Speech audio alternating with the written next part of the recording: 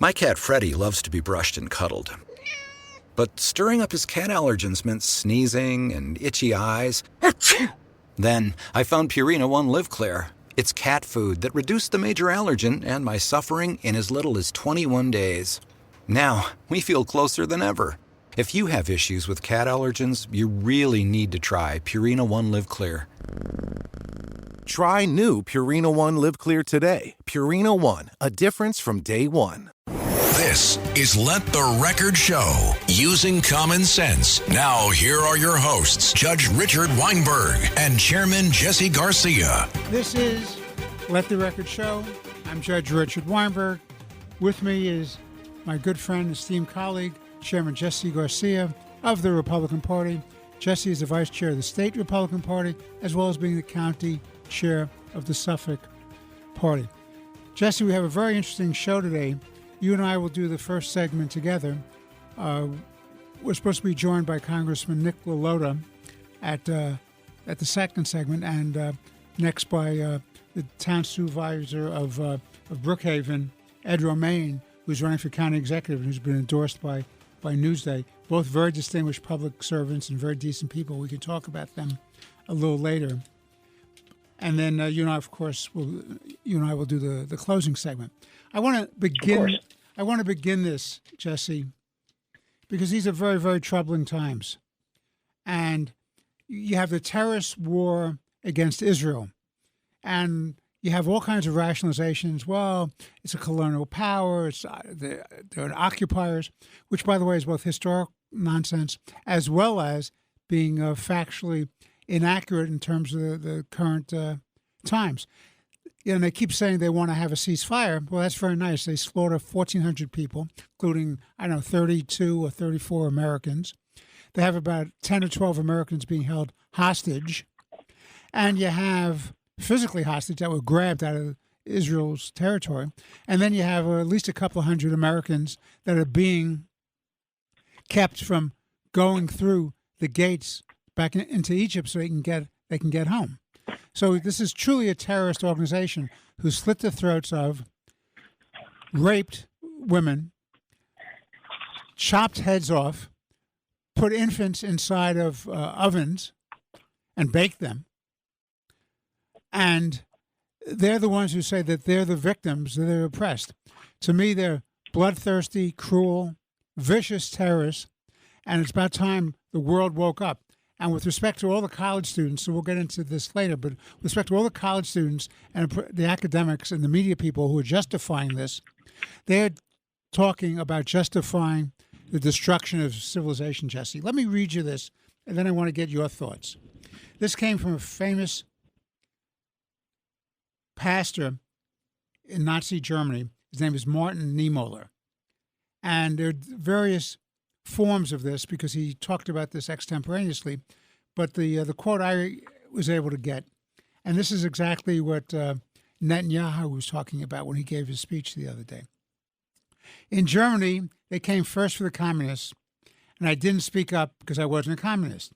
Then they came for the Jews, and I didn't speak up because I wasn't a Jew. Then they came for the trade unionists, and I didn't speak up because I wasn't a trade unionist. Then they came for the Catholics, and I didn't speak up because I was a Protestant. And then they came for me, and by that time, no one was left to speak up for me. And I think that's the essence of what's going on here.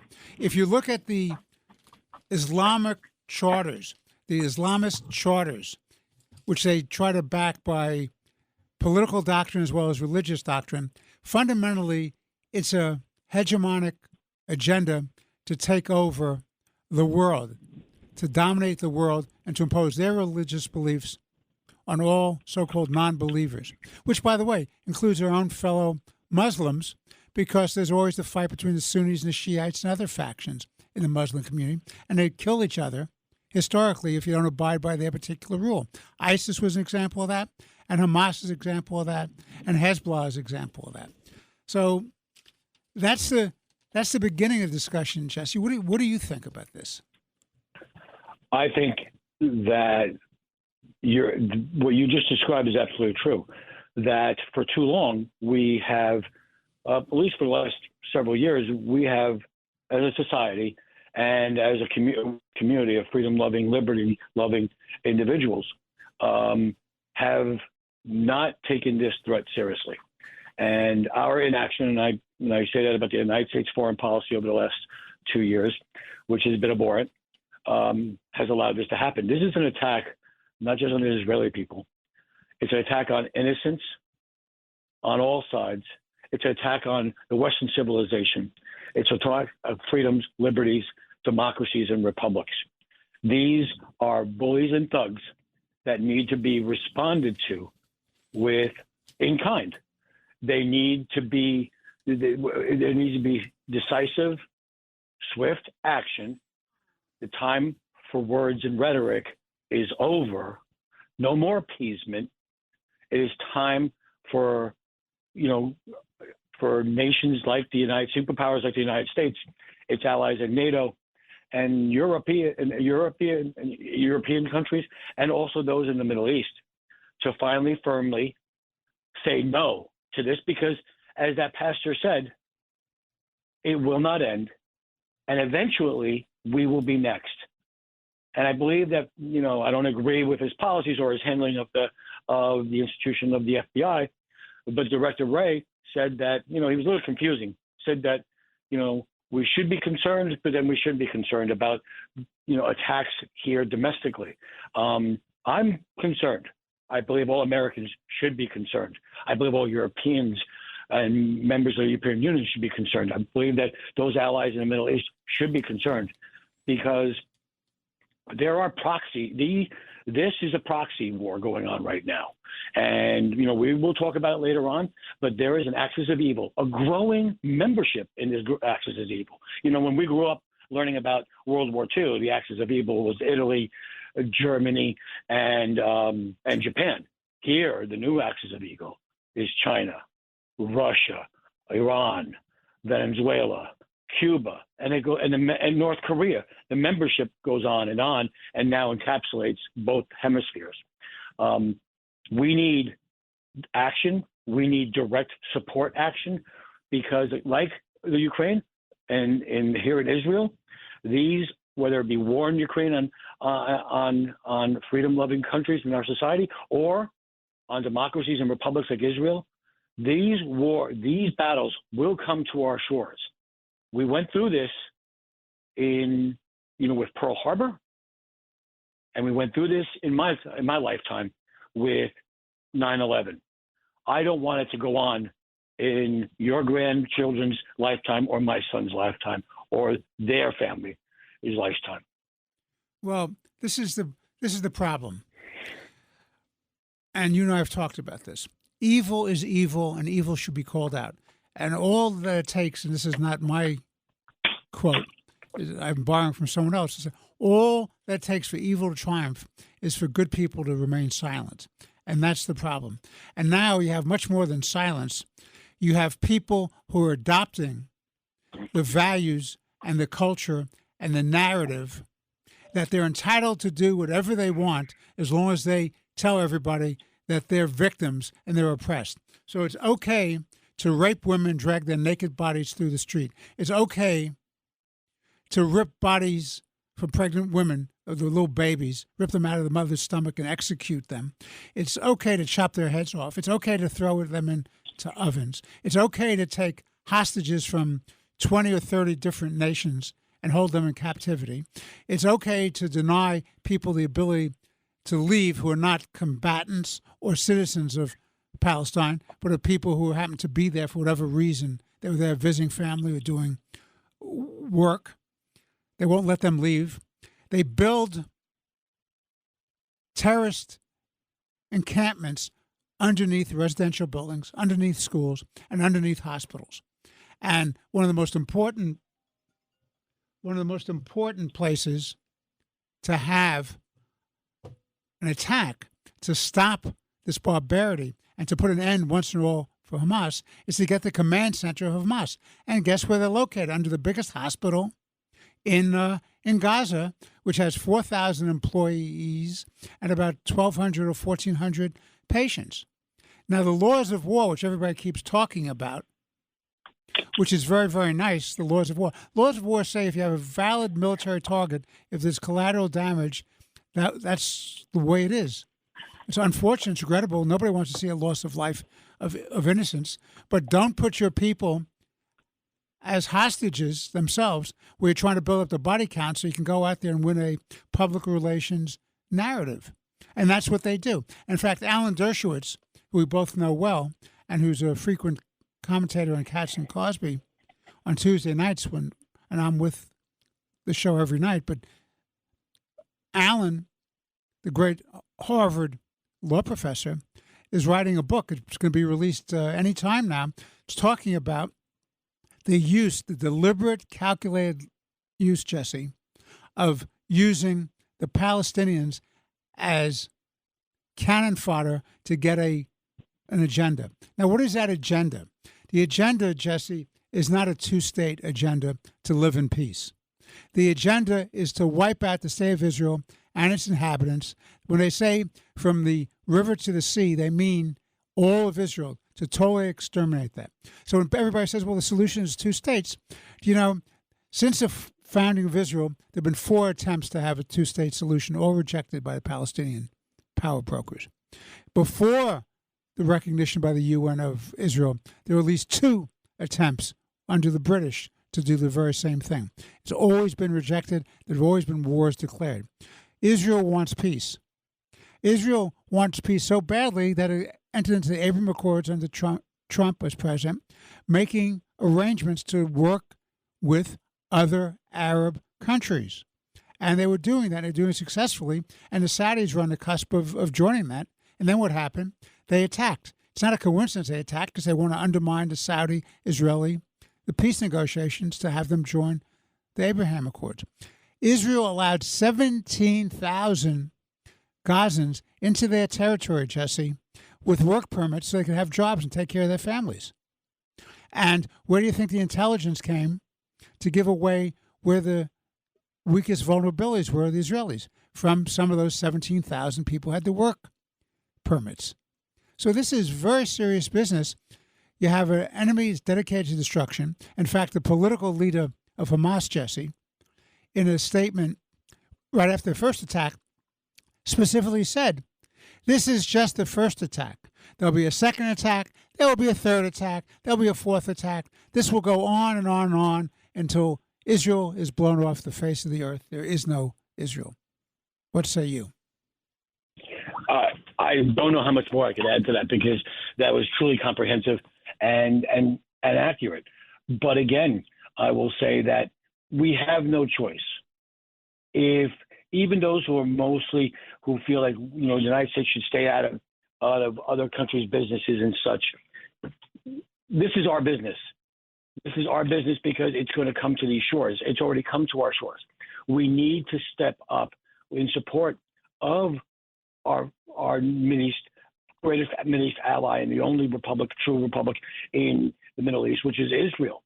And when you allow evil to go unscathed or unchecked, evil will consume all that before it. And I am scared, I'm concerned, just like many Americans and New Yorkers are, that it's our communities that are going to be next. And, we have to learn from the lessons of the past so not to repeat the same mistakes. Appeasement led to the rise of the Third Reich and Germany's army. We need to not do that this time. If it's evil, you call out evil, you stamp out evil. Plain, simple, stop. Well, I'll tell you what's troubling, and we can talk about some more later, but I'll tell you what really troubles me. You have all these young kids, because if you look at support of Israel versus support of Hamas in terms of the polling, overwhelmingly, the older population supports Israel because they have a sense of history and they have a sense of judgment and have a moral compass. These young kids who walk around saying, free Palestine by all means, extermination, another genocide, from the river to the sea, wipe off the state of Israel entirely and all its population. Mm-hmm. And these kids are then backed by their professors, including 100 professors, Jesse, at Columbia University, one of the great institutions of our country, saying, well, when they do that, and the people say, well, they're just kids, they're just speaking out, you shouldn't punish them in terms of their job opportunities in the future. Who wants to hire people who have no respect for human life and human dignity and think anything goes as long as they get their political, ideological agenda? And they're saying, who's at fault? Israel. How is Israel at fault when they were living there peacefully, giving the work permits, giving the Palestinians food, water, medical, fuel, electricity? If you really wanted to go after Palestinians, you give them none of those things. They had everything supplied by the Israelis, and they were trying to get a peaceful solution to this age-old problem. And the ugly head of anti-Semitism, which has plagued civilization for hundreds, maybe thousands of years, is up again. And I am saying, as I said to you at the beginning, and you agree with me, first they come for the one group, and then ultimately they're coming for us. And when you read the political and the theological references, it's perfectly clear that they believe they have an absolute right to liquidate anyone who doesn't believe the way they do or follow religion or their God the way they do. This is very serious business. And by the way, last point before we take the break, it's not a coincidence that neither Jordan or Egypt, Jesse, wants the Palestinians in their country. And you know why? Because the Palestinians, the Hamas Palestinians, stand for the Muslim Brotherhood, which stands for total domination of societies. So if they let them in, they will be allowing a fifth columnist group into their countries, and they're smart enough to keep them out. This is Let the Record Show with Chairman Jesse Garcia of the Republican Party. I'm Judge Richard Weinberg. Please stay with us. We'll be back for more interesting conversation in just a few moments.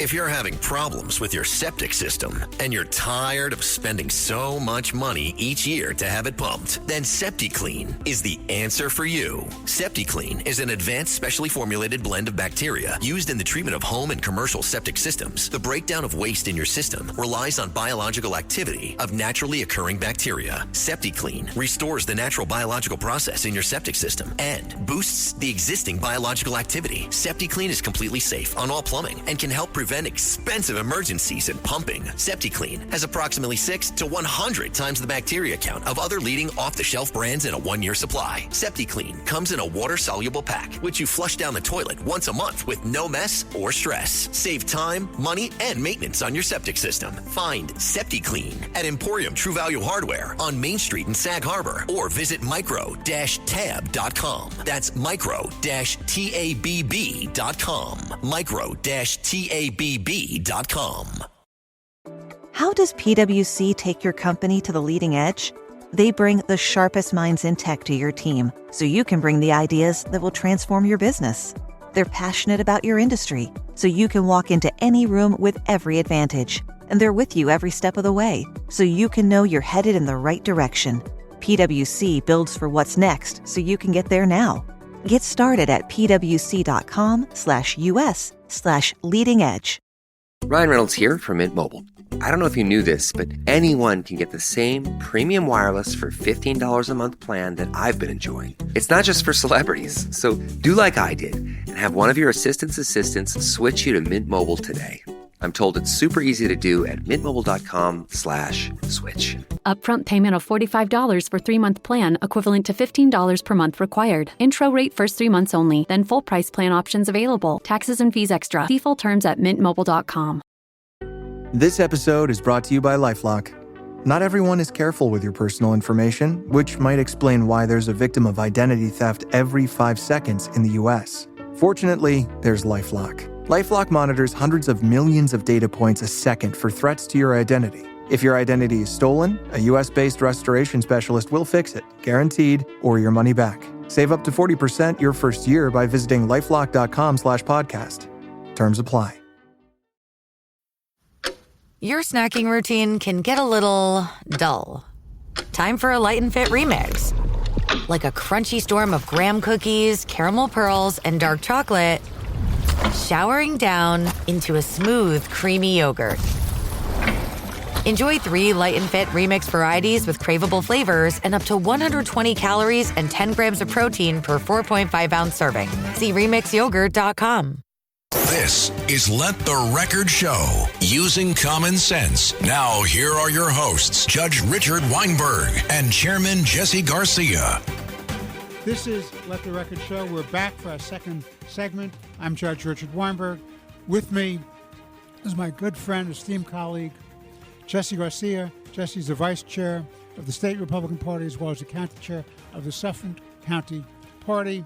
We are honored and privileged indeed to have one of my favorite people on the show with us now, Congressman Nick LaLota. Nick is a graduate of the United States Naval Academy. He's a distinguished lawyer. He's one of my great military heroes. He's a distinguished member of Congress. He did 3 tours overseas. He has knowledge of foreign policy. He serves on the Armed Services Committee and Homeland Security Committees.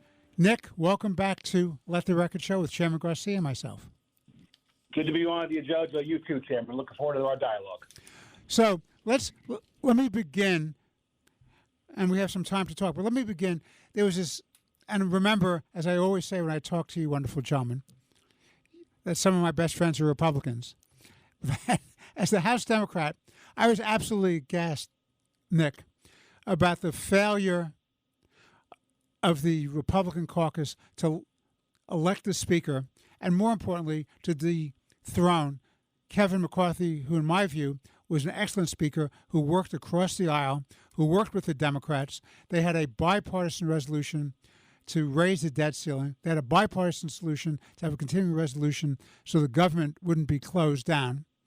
And the first thing the Democrats do is they sit on their hands and they let this group of crazy 8 radicals on the right of the Republican Party shut down the entire Congress of the United States. And thankfully, you now have a wonderful person as the new Speaker, Michael Johnson. But I think this was an embarrassment for the entire country when we're at a dangerous point in history where our enemies are looking at us to how to take advantage. What are your thoughts about what's going on in Congress now? Yeah, Judge. So I used to work with a police chief who used to say if it's predictable, it's preventable. And I think that this 3-week stalling of not having a speaker was totally predictable. As you know, and as you accurately reflected, 8 House Republicans set a fire and 210 House Democrats threw gasoline on that fire when they vacated a duly elected speaker and Speaker McCarthy. And each one of those people who voted to vacate the speaker could have predicted and should have and probably did predict that we would have a chaotic period to ensue, that there would not be a quick election of a new speaker. A campaign for speaker typically takes months, if not years, of confidence building, of ensuring that policy priorities are understood, of relationship building. And those folks, those 218 people who vacated McCarthy, I'm certain, Judge, predicted that there would be some period of chaos and stalling or whatnot in the House as House Republicans deliberated over who our next leader would be. I think we need rule changes. I think that there should not just be a one-person motion to vacate. The standard should be higher, and it should be a vacate and replace standard. You can't just throw somebody out without having a bona fide replacement. I think that the rule ought to be changed moving forward that, yes, there ought to be accountability for a speaker who may not have the support of the House anymore, but that has to be done in conjunction with replacing a speaker with a new one so that we don't fall into this stalled process like we experienced 3 weeks of last month. Jesse. Nick, so now as we've gone through these 3 weeks, we've gotten the House business moving again, at least on the floor of the House of Representatives. Let's just remind our listeners that committees still operated and they were moving forward legislation and just didn't get on the floor. So what has been your impression of the new speaker and his attention to a very important delegation to the United States and to the Republican Conference, the New York delegation, which gave us the House majority and the gavel for the first time this last November? Yeah, Jesse, I'm getting to know Speaker Johnson a little more. I've known about him, known him a little bit here in my first 10 months. I'm getting to know him more. But I think he's being quite genuine when he says he wants a member-driven, a bottom-up process. He's not a kind of guy who's going to rule with an iron fist or twist somebody's arm into submission to get them to do something that's counter to their ideology or their districts. You know, he certainly has his own philosophies. He's a strong family man. He's a strong man of faith. But I think, and I place a lot of faith into him being a bottom-up speaker. We as New York House members have met with him, told him about our priorities with respect to SALT, funding flood insurance, funding the World Trade Center health program, and he, of course, being the son of a firefighter who was injured in the line of duty, understands what first responders need. He, as a Louisianan, certainly understands the flood insurance programs that we need to support as New York members who go to Washington. And also he understands the affordability issue, how expensive New York State's property and income taxes have become. And he understands that New Yorkers like me, Garbarino, D'Esposito, are thirsting for relief for our constituents. We've had dialogues already with the new speaker, and I'm confident that he'll be sensitive to our delegation's needs going forward, Jeff. We're on the phone with Congressman Nick LaLota, who's phoning us from Washington. Let me change focus. I want to get your take on the Israeli-Hamas situation, and then I want to get your concept of what's going on with funding for Israel and the Ukraine. Because right now, as I read the reports, Congressman, number one, Speaker Johnson said he wants to have standalone bills for economic support for Israel and then do it seriatim, then pick up Ukraine after that. Whereas McConnell in the Senate wants to do one big package, and Biden out of the White House wants to do one big package. And by the way, Biden has threatened to veto Israeli funding at this time of crisis for Israel if he doesn't get his way. What are your thoughts on that? Well, I that last point, Judge, I hope that's a bluff. I hope it's not the commander-in-chief's policy to not give our most closest ally, Israel, aid in its time of need, aid when it's being attacked, aid when its people are being slaughtered. I really hope that that's not really the president's position. I hope he's just having a bad day or spouting off maybe a little bit. I really hope that's not his position. If it is, there's a veto override mechanism. I would expect the House and the Senate to override such a terrible veto if we do send him aid for Israel and that sort of package, because I do believe these things ought to be compartmentalized. There are significant conversations which need to be had with respect to how America spends its money. I don't think on Israel, I don't think that there's many members who are going to question how that money is spent. A lot of it's going to be restocking our own stockpiles. Some of it's going to be supplementing the existing aid and intelligence sharing that we do with Israel.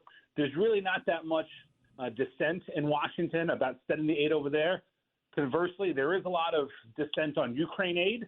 I think many of my colleagues believe it's right that America is involved in stopping aggression in Europe by an evil dictator like Putin. But we also want to put more controls on it. We want to understand what the battle plan is. We haven't heard from the Secretary of Defense or the Commander-in-Chief what the battle plan is, and we certainly haven't had the proper resolution on auditing. We've understood a lot of the money that we've sent over there. Now it's tens of billions have fallen into hands that we wouldn't want to as taxpayers. So I think on the latter, I think on Ukraine, I think we need to get more clarity on the battle plan and how efficient, specifically through auditing, the money is going to be over there. And that's why they should be separate bills, so we can have separate debates and dialogues and witness testimonies under oath to ensure that folks are held accountable. I strongly believe these things ought to be separate issues, Judge. Thank you, Congressman. Jesse. Let's stay back there. It looks like it's going to be a busy agenda for the new speaker. He wants to move forward with I believe it's 8 or 11 appropriations bills as he moves forward. And it appears that there seems, even with the crazy eights over there and the moderates, it appears that there's going to be some type of honeymoon period, that they understand that the deal, the hand he was dealt with a short period of time in dealing with the shutdown of the government, I think on November 17th, it's projected. Where do you see, and what does it talk about as we move forward on those appropriation bills and other critical pieces of legislation like the national defense appropriation and the reauthorization of the Farm Bill? Yeah, so thankfully, Chairman, the Speaker believes, like I do, like 80% of my constituents do, that we should keep the government funded while we do our work, including repairing our budget, including securing our border. That there seemed to have been in the last couple of months or even couple of years a decent faction in Washington that thought that a government shutdown was a means to achieve a greater end. I don't believe in that. I think we can walk and chew gum at the same time. We can negotiate for better policies on the border. We can negotiate for better spending, which means don't have so much deficit spending, don't incur so much debt that we're going to saddle future generations with. I'm very pleased that a happy conservative warrior like Mike Johnson believes we should keep the lights on, keep the government funded while we do that important work. Truth be told, though, we've passed a number of our appropriations bills already. I think we're up to like 75% of the spending. We've already actually passed appropriations bills for. The Senate needs to get off its butts to pass those bills as well so we can conference our differences out. But yes, we're working on some of the other ones in between, including a intergovernmental bill, an interior bill, and some others coming up in the near future. We're going to round out that remaining 25%, but we'd sure like the Senate to kick it up a gear or two to match the House's efforts. Congressman, I just got a song. We have about 3.5 or 4 minutes left. I want to get your thoughts on what the United States should do militarily in the Middle East. They've sent the naval convoys, which you're very familiar with, having been a naval officer and a graduate of Annapolis Naval Academy. What do you think America should be doing out there? It's nice to send them there, but if they don't do anything, and what is to be done, what's the point? And why are we not responding to the fact that you've had, at least as of this morning, 28 different attacks by renegade groups connected to Iran against U.S. forces? So, Judge, I think there's a lot that American military might can do short of kinetic action, short of bullets and bombs going off. There's a lot of logistics support that the U.S. military can and should provide, and there's a ton of intelligence support that the U.S. military can and should provide, which can help complement the Israeli military's efforts to protect its citizens as well as the American citizens who are there as well. As you know, I was stationed on an aircraft carrier for a period of time. That is projection of power if there is no other. I mean, seeing that aircraft carrier off of your shore, if you're an adversary, is a notice to do the right thing. And we need to protect American citizens. We need to stand by our strongest ally in Israel. And the mere presence of those forces is certainly a help to the Israeli efforts, especially when it comes to intelligence and logistics. We're helping there, and we should continue to do so, Judge. Jesse had raised earlier, before we went on air with you, this expulsion resolution. Could you explain that to us and what that's about? Sure. My colleague to the west, Representative Santos, who represents parts of Nassau and parts of Queens, as you know, is a sensational liar. And way beyond the lies that we've heard about, from Joe Biden about embellishing his law school record or that he didn't talk with his family about his family's business dealings, Representative Santos has gone way above and beyond. He created an entirely new persona about who he was, what colleges he attended, what jobs he had, his family's association with Judaism. He even said his mother was in the South Tower during 9/11 but escaped. All total lies to defraud donors and voters to get him into the House of Representatives. It's the biggest election fraud case the House has before it right now. I support him being expelled. The Constitution provides that if 2/3 of the House agrees that one of its members should no longer be here, that the House can decide to expel that member. Certainly, we should create a high standard and a new precedent in expelling Santos. I don't care that the Ethics Committee hasn't published its findings 10 months later. I don't care that he's due in federal court in September of 2024.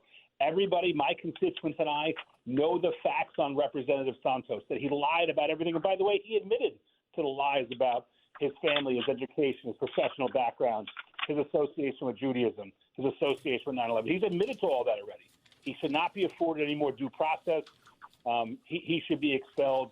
My colleagues and I, Representatives Diaz-Esposito, myself, and several other New York Republicans, are in very strong favor of expelling him to give constituents a real opportunity to have real representation, somebody that they can look to and trust who isn't distracted by all of his legal proceedings. That is expected to be voted on today, Judge. If it doesn't pass, we expect to vote on it again in about 3 weeks after the Ethics Committee publishes its findings. Jesse. I want to just bring up this, the most important thing that I think that we have here. This is Republicans protecting the institution of government.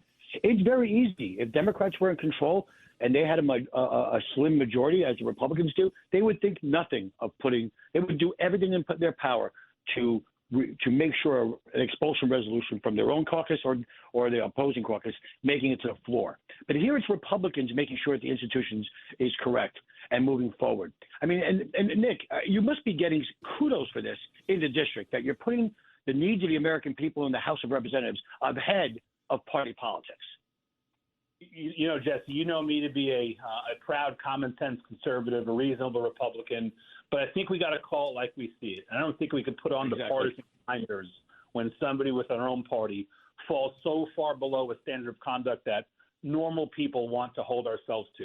And yeah, politics is sometimes a terrible business with terrible people in it, but this individual is so far below the standard, he must be held accountable. And if I'm going to criticize the president for being involved with his family's dealings, for lying about things, for misrepresenting truth, how could I not at the same time hold somebody in my own party accountable? It would be disingenuous to speak out of one side of my mouth and to criticize the president's mistruths and not hold our own folks accountable. It's necessary. Yes, we've gotten some pats in the back from folks in the district and throughout the state because, you know what, it's just the right thing to do. And sometimes in politics, some folks don't often move to the right thing to do. We're trying to do it here. We're trying to create a higher standard here, Chairman. Congressman Nick Lota, Chairman Garcia, and I are honored and privileged to have you on the show. You're a common sense public servant. You're a military hero. You're a distinguished graduate of the Naval Academy. You did 3 tours of duty overseas protecting and defending this country. You're a voice of common sense, reason, and morality in the Congress. God bless you. Keep up the good work. We're deeply grateful for having you on Let the Record Show today. Thank you again. Let the Record Show is on the air.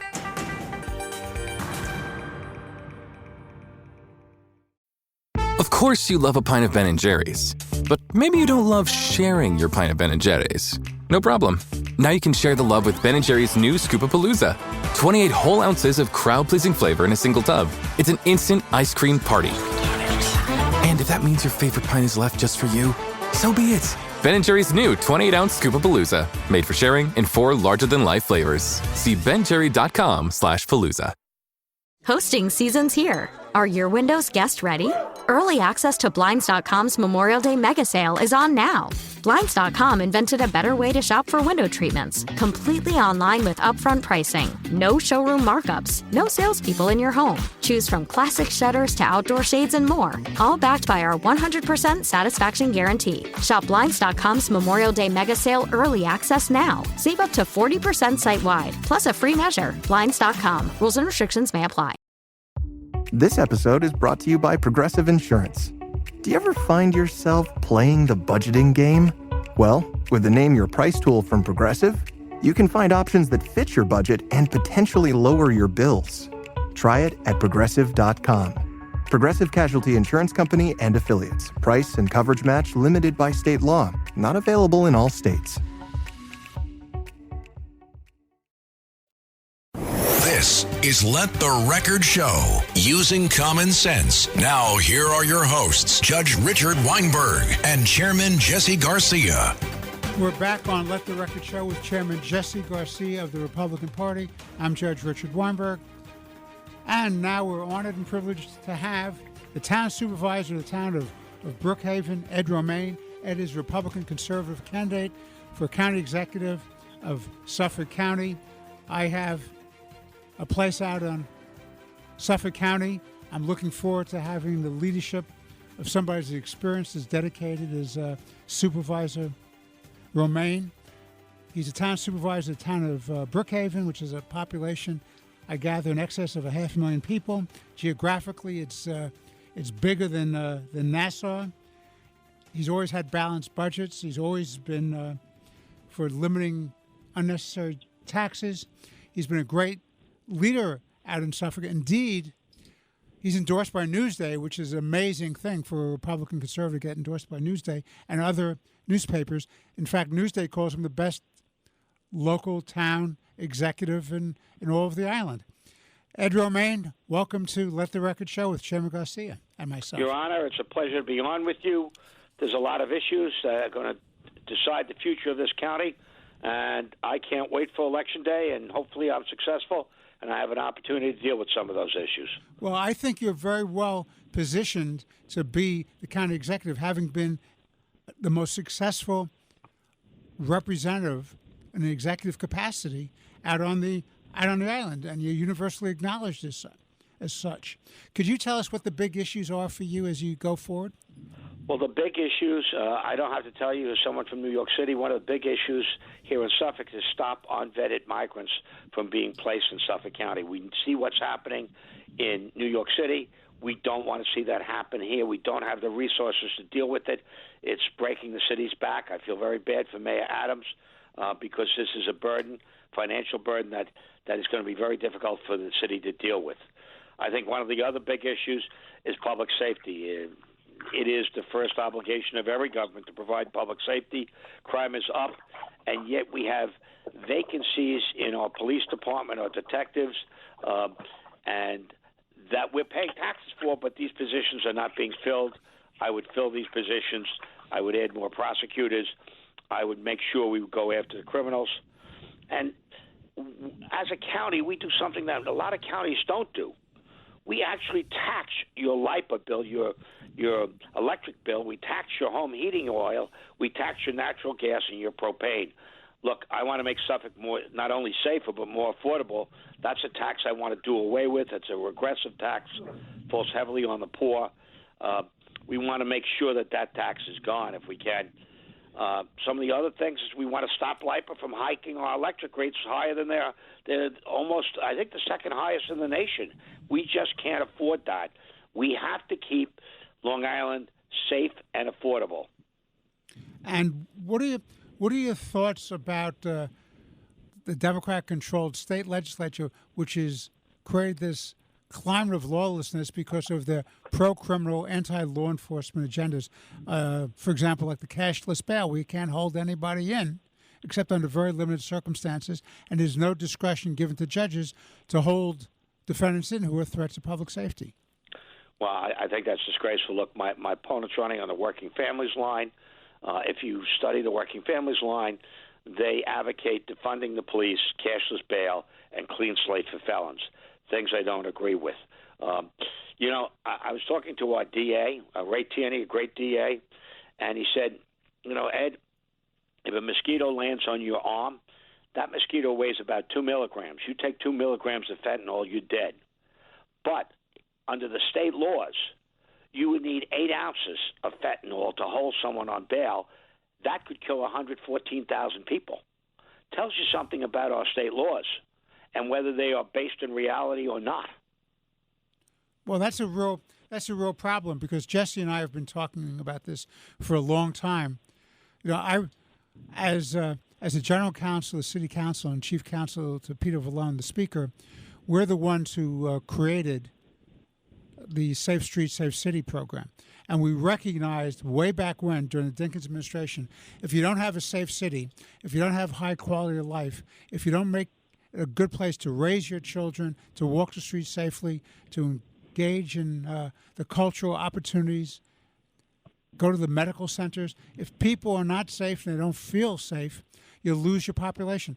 Ed, you have a substantial number of people who have fled the state of New York. You have, I think it was 540,000 people over the last couple of years who fled New York. What's the impact of that kind of fleeing when people vote with their feet?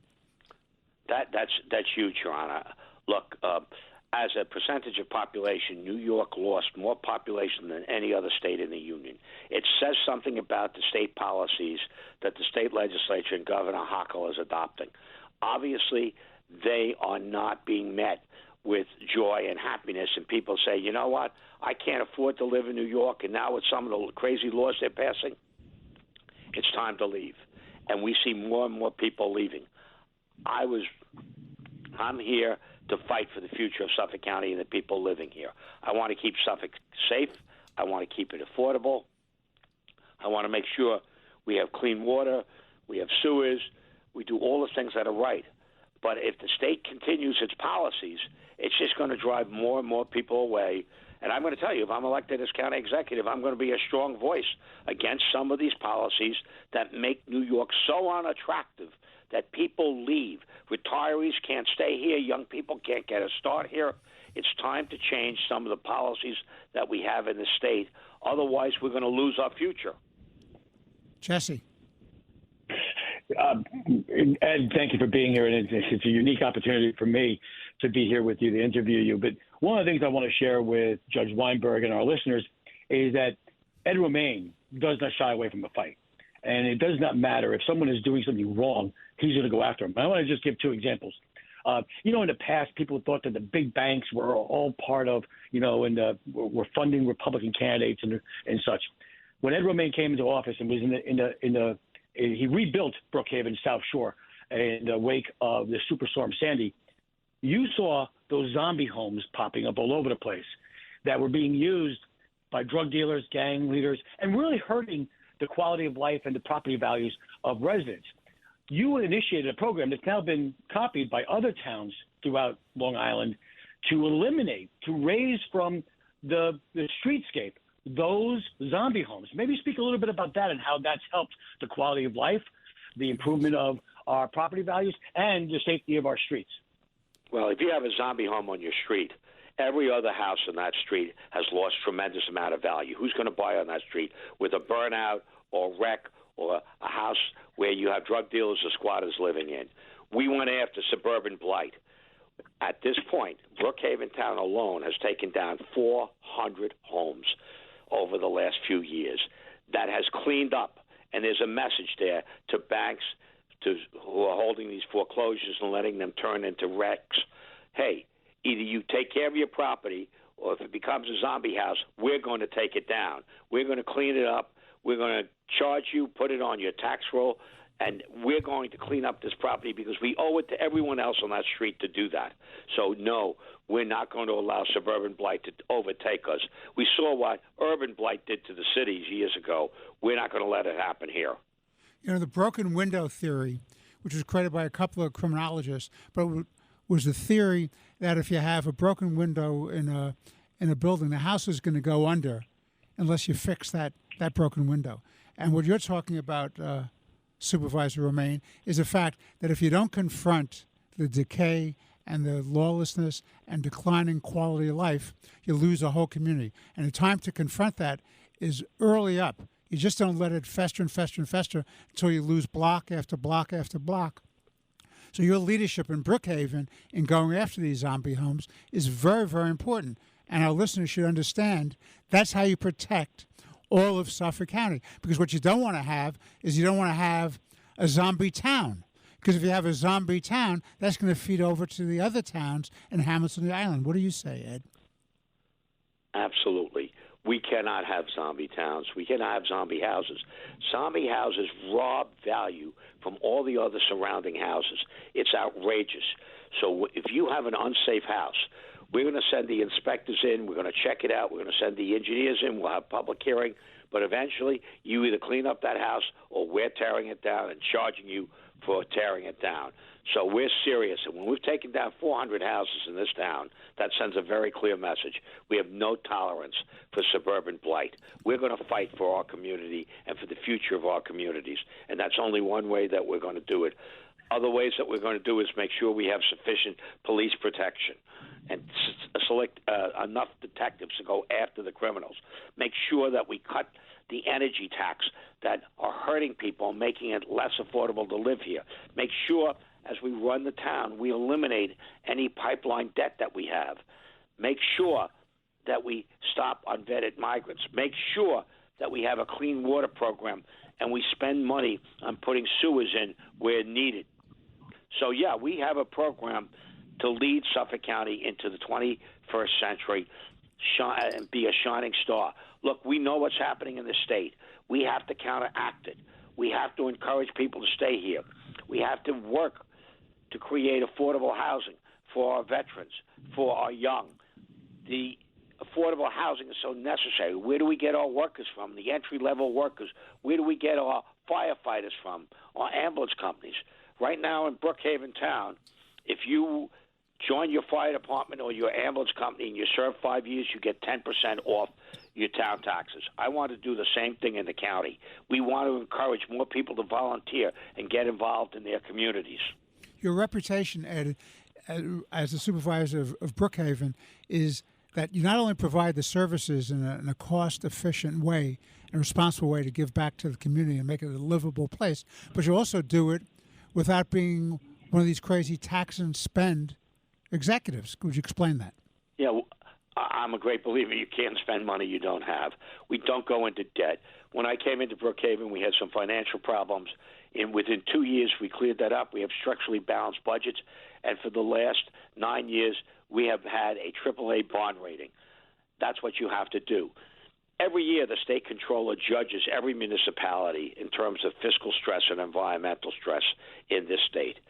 Brookhaven received this year 0 financial stress, 0 environmental stress, which is one of the best grades, showed we had no stress, that we are capable of managing our affairs without raising taxes or going nuts, and we control our spending, and we are going to keep it that way because it's the only way we can continue to tell people, don't leave New York yet.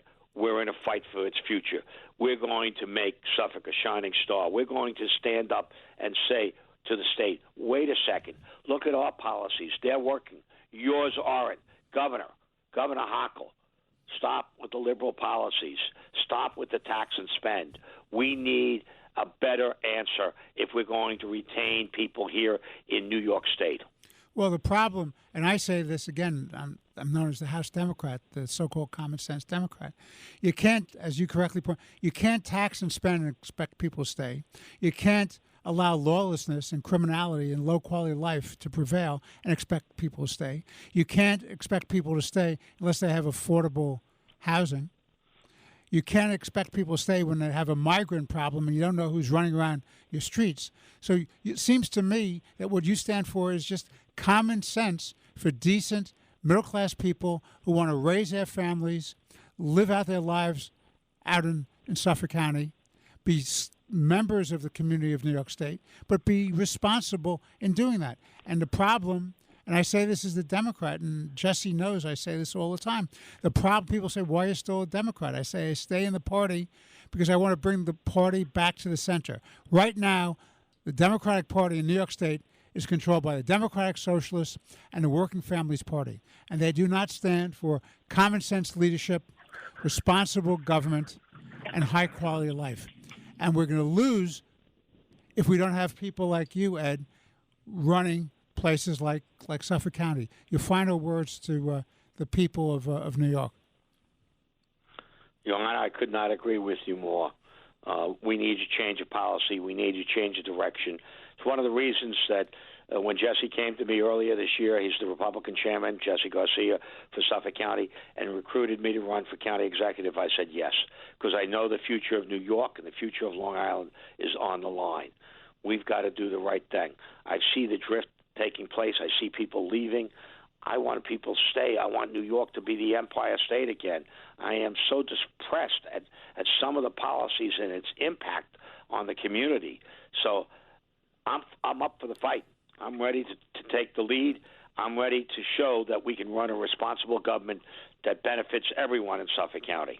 Well, Supervisor Ed Romaine, Supervisor of Brookhaven, the Republican conservative candidate for county executive in Suffolk County, endorsed by Newsday and all the other newspapers out in that area.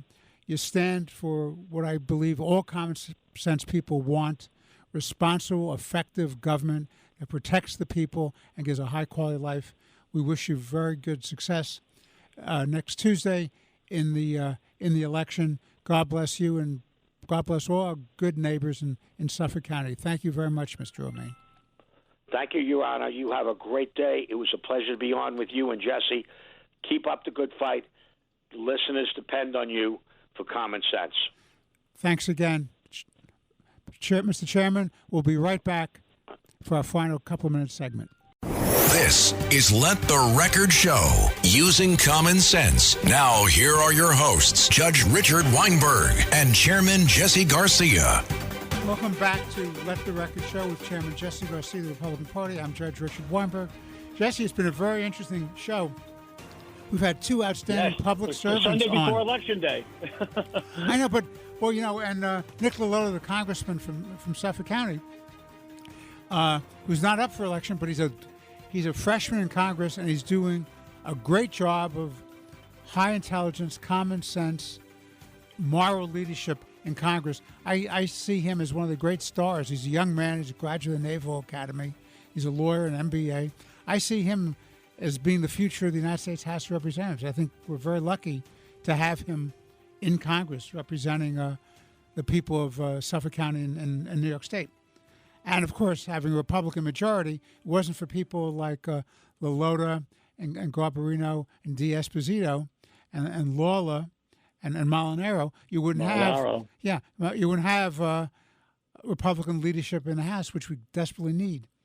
Now, then we had Brookhaven Supervisor Ed Romaine, who's running for county executive, endorsed by all the major newspapers out on your island, including Newsday, which is just amazing since it's generally a very Democratic left-wing newspaper, but they consider him the best local executive in all of Long Island, and I think justifiably so.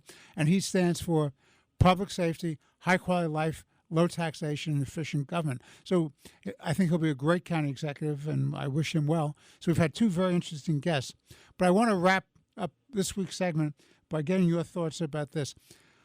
My statement is very, very simple, but I'm very concerned, Jesse, and you and I have talked about this a lot, but it seems to me now more than ever, if we're going to protect the United States of America, and particularly protect our great state, we have to close the border. What say you? Absolutely. I think that everything we've been seeing in our streets with unvetted migrants, with the rush of fentanyl in our communities that are killing our kids, the crime that's rising, the stress on our social services and our budgets, and the humanitarian crisis for these individuals that are truly seeking some freedom. The other issue we need to discuss is the fact that there are those who are coming across the border that want to do us harm in the same light that they did in Israel, do us harm in the same light that they did on September 11th of 2001. The time is now for the words to end, the partisanship to go away. We need to close the border now. If Title 42 worked under the Trump administration, then reactivate it. If there are policies that worked under the Trump administration, despite the fact that it may hurt the Biden administration with the left wing of its party, it's time to do what Republicans do, put the republic and the institutions first as opposed to your partisan politics. It's imperative. It's a national security issue. It's a domestic safety issue. It's in our neighborhoods. It's on our neighborhood blocks. It must come to an end. The borders must be shut, and we need an orderly process. Well, that's exactly right. In fact, yesterday there were hearings in the Senate, and I was very taken by two things. First, the Secretary of Homeland Security finally admitted that the border policies and the immigration policies are not working. Okay, didn't say anything about closing the border, but he says the policies aren't working. So he's going to try to say that it's all Congress's fault. No, it's the administrative action of the Biden administration that's at fault. And then I heard the FBI director, Wray, saying that you have an elevated level of threat because the Islamic terrorist campaign of Hamas and Hezbollah against Israel, and it's carrying all throughout the world. And in the United States, we have all these demonstrations and near riots and people being threatened. And the answer is Biden has every opportunity and every rationale for closing the border now. And when the FBI director says an elevated risk level, and his Homeland Security Secretary admits finally that the immigration system is not working, what more do you need, President Biden to get the message that Jesse and I have been talking about for the last couple of years, which is close the border. How complicated is that? Close the border. Be a responsible leader. Protect the American people. You took an oath of office to protect and defend the Constitution and the United States of America, and follow the laws. The immigration laws are in place. Do what you have to do. Final thoughts, Jesse. Absolutely. As we close the show, this weekend is the last weekend. Sunday is the last day of an early vote throughout the state of New York, and there are more than 20 locations in Suffolk County. Come out to vote. Exercise your right to vote. Exercise your right to make Suffolk safer and more affordable. Vote row B and row C, Republican Conservative, so we can have a safer and more affordable Suffolk County. Well, Mr. Chairman, I want to thank you once again. It's been another great show. I want to thank the listeners for listening. We were very fortunate to have two great public servants as our guests. We look forward to having you back next week. I say to you, God bless America. God love all peace-loving people. And let's protect the United States of America and our allies. This has been Let the Record Show with Chairman Garcia, and I'm Judge Richard Weinberg. Speak with you again next week. Thank you. If you're having problems with your septic system and you're tired of spending so much money each year to have it pumped, then SeptiClean is the answer for you. SeptiClean is an advanced specially formulated blend of bacteria used in the treatment of home and commercial septic systems. The breakdown of waste in your system relies on biological activity of naturally occurring bacteria. SeptiClean restores the natural biological process in your septic system and boosts the existing biological activity. SeptiClean is completely safe on all plumbing and can help prevent expensive emergencies in pumping. SeptiClean has approximately 6 to 100 times the bacteria count of other leading off-the-shelf brands in a 1-year supply. SeptiClean comes in a water-soluble pack, which you flush down the toilet once a month with no mess or stress. Save time, money, and maintenance on your septic system. Find SeptiClean at Emporium True Value Hardware on Main Street in Sag Harbor, or visit micro-tab.com. That's micro-tabb.com. Micro-tabb.com.